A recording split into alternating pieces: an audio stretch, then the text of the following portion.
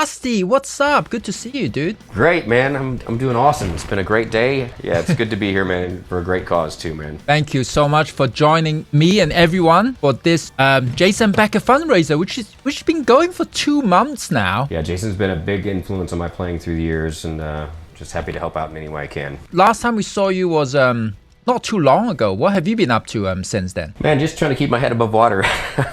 Like, I've been doing a lot of teaching, and I've got a lot of guest solos that I'm doing for different people's records, and just, that keeps me busy in itself, just between teaching and guest work and just the daily grind of, Oh, sure, man. Nice.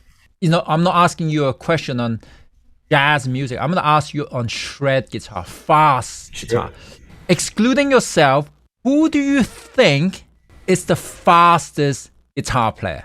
The fastest good guitar player that I've ever heard would be Sean Lane. Oh, yeah. Because he just did some, and this would have been in the 70s, and he's doing some of the most insane stuff even then in his youth, before he really developed his full tonal vocabulary of the guitar player that he became. Even then, just technically, it was just ferocious. I always have to put Holdsworth in there too, but Holdsworth is just a whole other cat. He's fast, but he's not like Sean Lane fast, but Holdsworth's vocabulary is just so insane that most people can't even understand it. What was I going to say? There's a guy that's kind of underground, his name Todd Duane. Yeah. He had some super sick demos that he did. He's got some albums out as well, but I was always really attracted to his just really insane demos that he did on those Mark Varney's Guitar on the Edge compilation CDs. Most people probably wouldn't get it or dig it because it's just that over the top, but I get it. You know what I mean? I can relate to it. We will have some guitar history chat coming up because Mike Varney will be coming. Oh, dude, really? For a chat. So we're just going to exciting. arrange a time, probably going to be next week. Mike Varney is the guy responsible for discovering some of the greatest guitar players of our time. Yngwie, Tony McAlpine, Paul Gilbert, Jason Becker, Marty Friedman. It's a long list. He's really helped a lot of these guys, get their start. So we have a lot to be thankful for Mike Varney.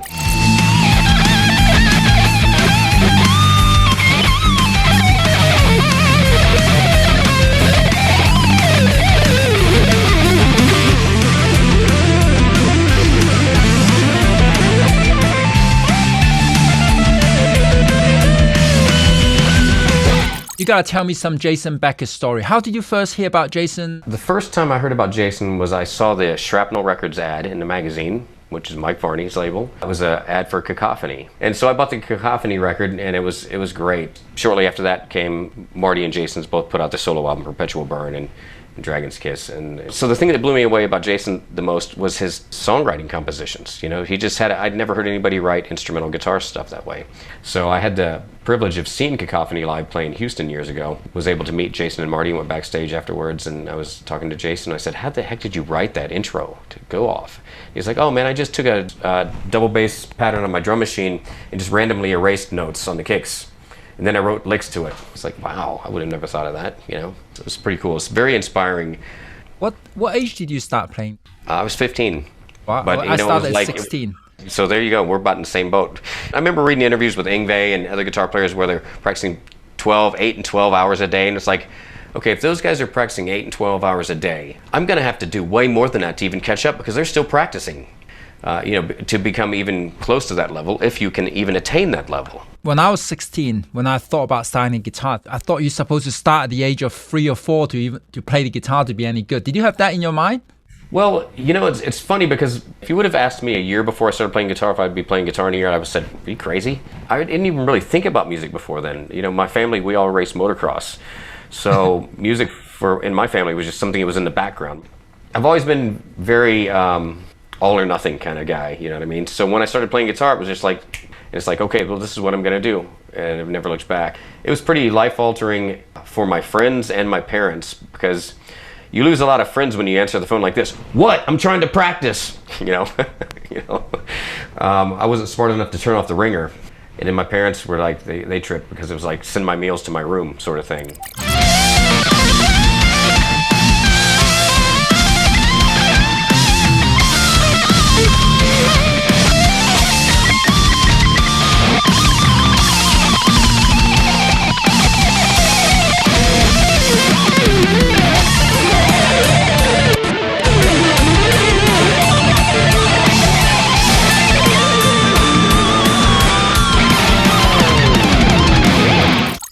went through that whole grunge, new metal era. Mm-hmm. That literally made you practice harder and go even more extreme, right? Yeah, I'm sure it did, looking back. It was really frustrating because it's like the only time in rock and roll and history that it's not cool to play guitar. It's like what other field of endeavor would you go for somebody that's not good at what they do? You don't go to a professional NBA game and root for the guy sitting on the bench. You want the best of the best, right? Well, in the music industry, that's like not a cool thing sometimes, So it really messes with my head, in that respect. It's like, wow, has it always been like this through history? I don't think so. I mean, I know that some of the old guys, like Mozart and Paganini, and they had their own crap to battle with. I think back then it was mainly just the critics, And I think Nirvana did inspire me to play the guitar, Okay, yeah. No, it right. did because That's there's what some got you kind of started? attitude into it. I didn't know Sure. what was metal, what was grunge at that time. Music was Right. just music, right? I miss those days.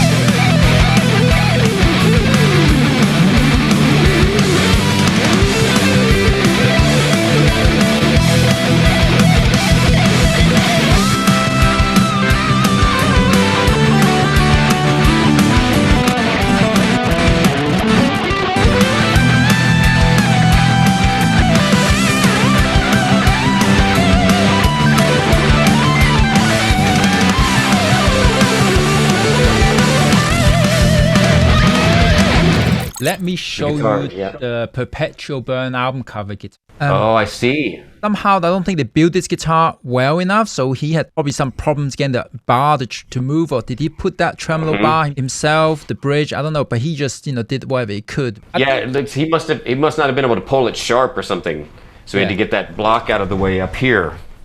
I've got an interesting story. One of my students came in, and he was playing, and he was doing a lot of this stuff with his thumb over the neck like that, and I was like, man, that's not a good technique to use, right? He's like, well, I'm pretty sure Jason Becker did that. And I'm like, nah, Jason didn't do that, man. He's like, well, let's pull up a video. Sure enough, man, we pull up a video of Jason, and he's playing all this super shreddy stuff, and he's got his thumb over like this. And I'm like, well, I guess that just goes to show you that I guess technique is in each person's own hands. So this was the guitar that was on the front cover of Speed Metal Symphony. Speed Metal Symphony, yeah. This was used to record Perpetual Burn. The frets are so small, you're touching more wood than anything else. It's not like complete the opposite of a scallop neck. Exactly. So it makes it much more harder to get hammer-ons and stuff if you're hitting the fretboard before your fingers connecting with the frets. That's tough, man. This is a hard guitar. People that came and played this went, wow. This one is currently at $150,000 bid. Wow. Was this a David Lee Roth era guitar? This is a PV, so I think it was then, that era. This plays well. Yeah. This is you can shred on this. Demonstrated by Jason Richardson that you can shred on this thing. Hell yeah, man. that was totally shredding video. Isn't it crazy that guitar is now in my house right now? Yeah, for sure, right? I mean, it must be really crazy for you. I mean, I can't imagine. So Speed Metal Symphony is where it all started. And then, of course, we had Go Off. It's a pretty awesome record. And then we got Marty's Dragon's Kiss, which Jason played on 2 songs on this album, Saturation Point and Jewel. And, of course, the legendary Perpetual Burn. It's so great to have these two, man. I also have that jacket, by the way. That jacket that Jason is wearing. The red one? Right. It's right behind me. You see the back? Oh, yeah. Very cool. Only in the 80s.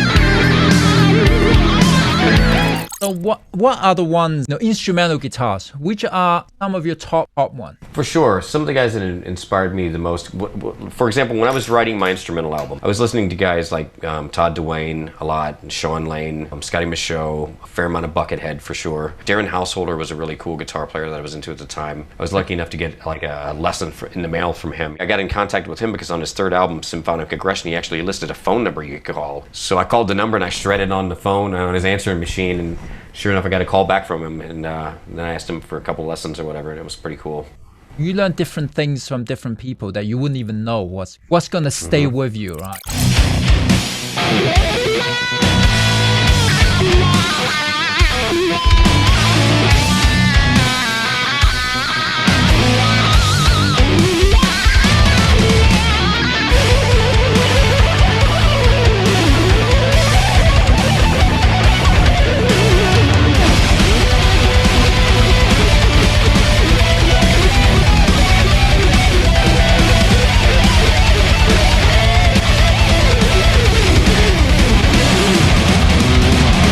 I feel like I don't have enough strings now looking at your guitar. Yeah, well, it's just one more. I'm going to get an 8-string guitar.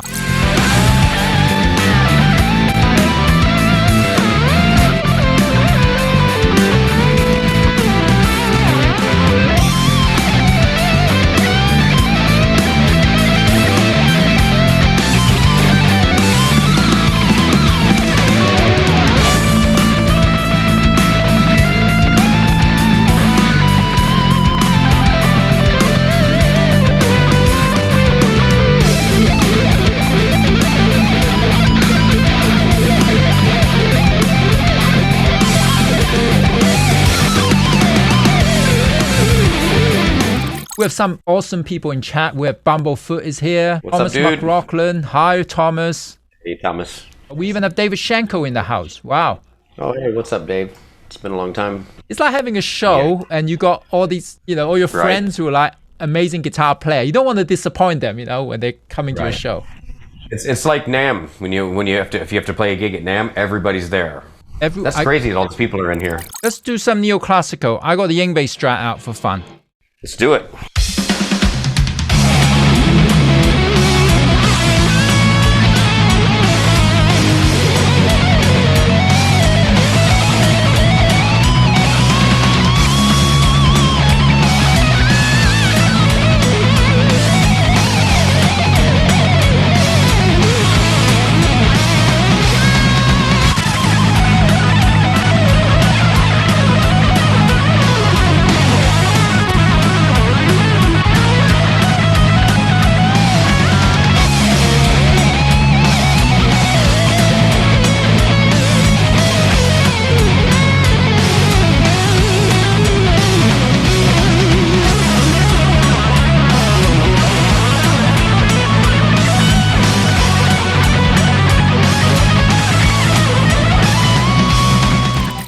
I'm actually quite surprised by this guitar. First, I thought, come on, this is a bit of a joke, isn't it? The no locking tuners, old vintage tuners, this bridge, come on. But, I mean, it's a shredding machine, this guitar. I was still trying some of those... but Get that.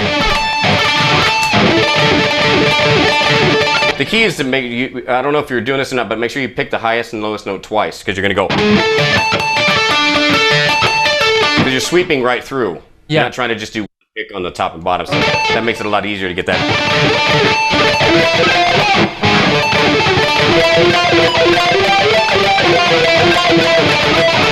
Then you can do cool things where you like go up one and come down next, like instead of descending in the same shape, descend a different shape. That gives it another interesting kind of twist on it for sure. Oh, this is great. You just gave me some new ideas for my future solos for DragonForce albums. And of course, everyone, you guys can take lessons of Rusty. RustyCooley.com, right? They can contact you if they want. Absolutely, man. Absolutely.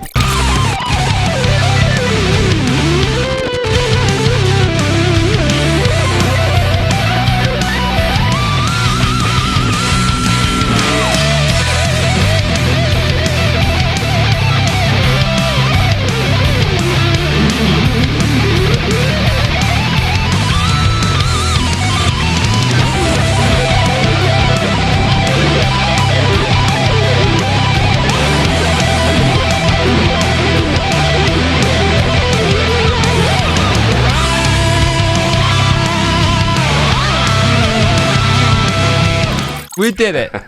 That was pretty smoking on that one, dude. That was super fun, man. Thank you for having me on the show. Thank you very much. Thank you everybody for your incredible donations. Sorry I can't read all of them out, but you guys been amazing again. We really appreciate it. And Rusty, again, man, thank you so much for your time to show us your godly techniques that you've been practicing for a number of years. Yeah, dude, you're very welcome. And everyone, please follow Rusty on all the social media, Twitter, YouTube, Instagram. It's all out there, man. Yeah. And check out the new show if you guys get a chance, man. Guitar Autopsy. You can see all the episodes on my YouTube channel, which is Mr. Rusty Cooley. See you later, everyone in chat. See you later.